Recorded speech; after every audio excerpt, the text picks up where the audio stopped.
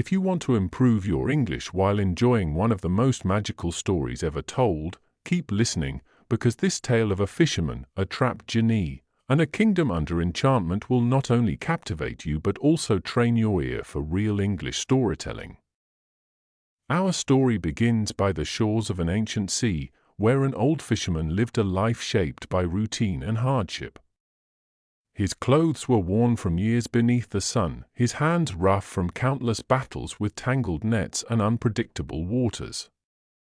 He owned no wealth, no land, and no luxuries, only his net, patched many times, and a quiet determination that guided him through every sunrise. Each morning, long before the market opened and before the noise of the city awoke, he walked to the shore, whispered a prayer, and cast his net exactly 4 times, no more, no less. This rule was his anchor in a world that often felt unstable. On this particular morning, the sky hung low with clouds, hiding the early sunlight. The sea rolled heavily, darker than usual, as if it held a secret beneath its restless waves. Still, the fisherman stepped into the cold water and cast his net for the first time. He waited, feeling the pull of the ocean against the ropes, and then dragged the net back in. To his disappointment, he found a dead donkey tangled inside, a sight both unusual and useless. With a sigh, he freed the net and cast again. The second haul felt lighter. When he lifted it, he found only a clay pitcher stuffed with dirt. He tried not to let frustration show, but it pressed against him like a weight.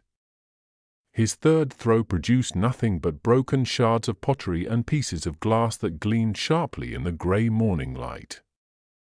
3 attempts. 3 failures. His heart tightened. He needed food. He needed something to sell. And now, only one cast remained. The fisherman whispered the name of God, gathered his resolve, and cast his net a 4th time. The net sank quietly below the surface, and for a moment he feared it was empty again. But soon he felt a heavy pull, something solid and firmly rooted. With slow, steady effort, he dragged the net upward, his muscles trembling, water splashing around him. When the object finally broke the surface, he gasped. Inside the net was a large copper jar, sealed with thick black resin and stamped with a mark he recognized from ancient stories, the seal of King Solomon, the ruler who once commanded legions of jinn. The fisherman's pulse quickened. Even if the jar held nothing but air, it could be sold for a good sum. But curiosity tugged at him. What treasure could be inside? Gold? Jewels? Spices? Or perhaps rare artifacts from Solomon's court? His hand shook slightly as he pried the seal open with his knife. What happened next stunned him. A deep rumble echoed from within the jar, followed by a thick burst of smoke that erupted into the sky. The smoke twisted, expanded, and formed into the shape of a towering ifrit, a powerful, fiery Jinni.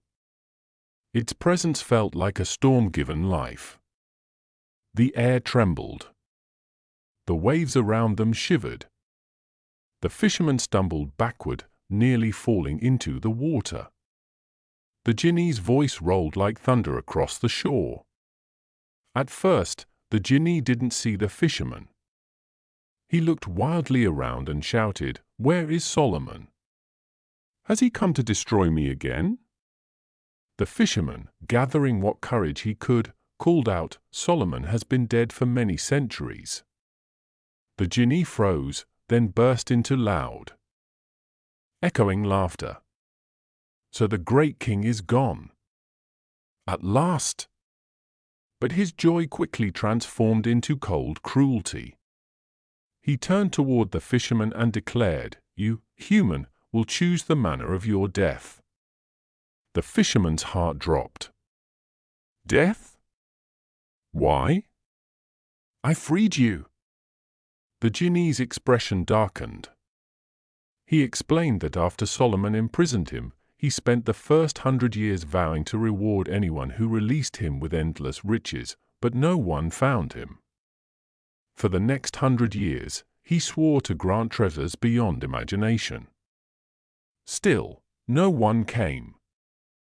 For the 3rd century, he promised 3 wishes to whoever freed him, yet not a single person discovered the jar.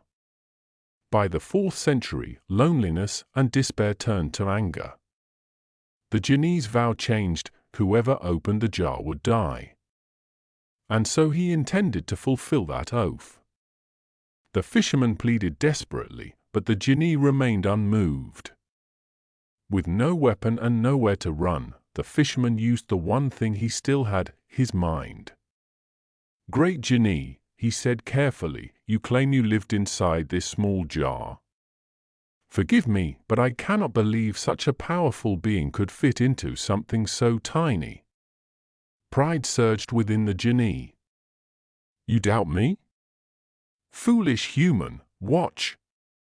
With a swirling rush of smoke, the massive Jinni shrank, twisting into a thin stream that poured back into the jar.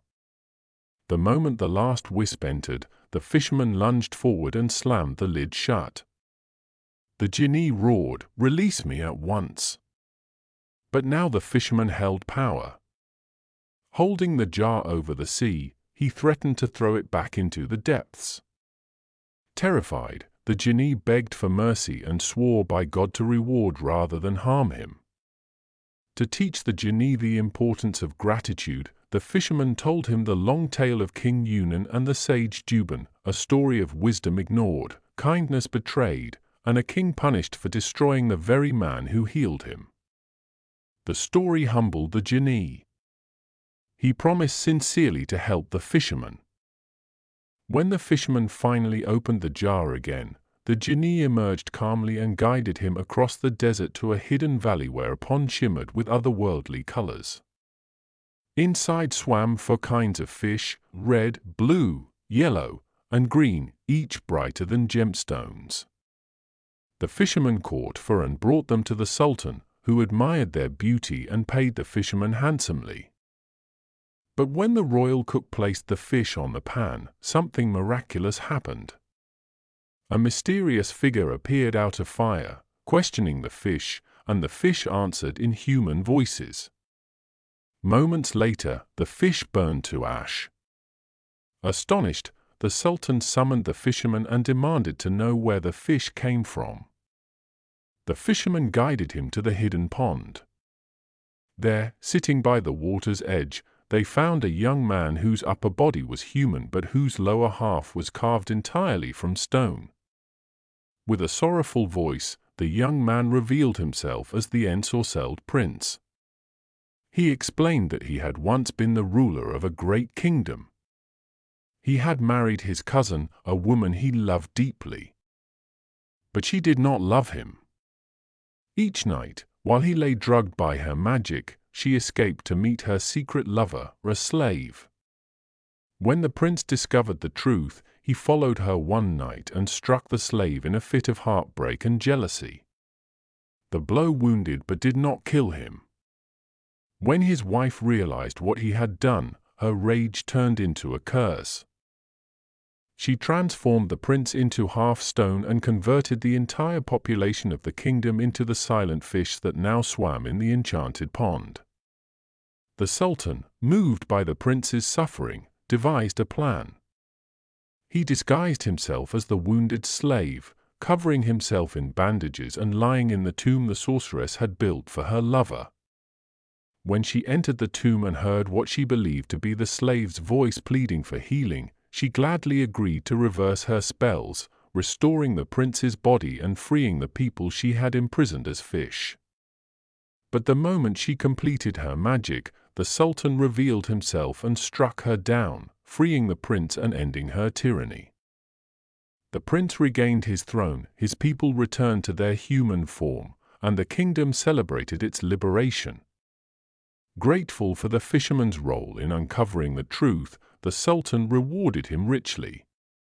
His son became the royal treasurer, his daughters married into nobility, and the once poor fisherman lived the rest of his life in comfort and honor. And all of it began with one net, one jar, and one act of courage from a man who had nothing but his wits. By listening to this tale, you've experienced a masterpiece of folklore and strengthened your English through rhythm, storytelling, and vivid imagery. If you want another long story to continue practicing, just let me know. I have many more timeless tales for you.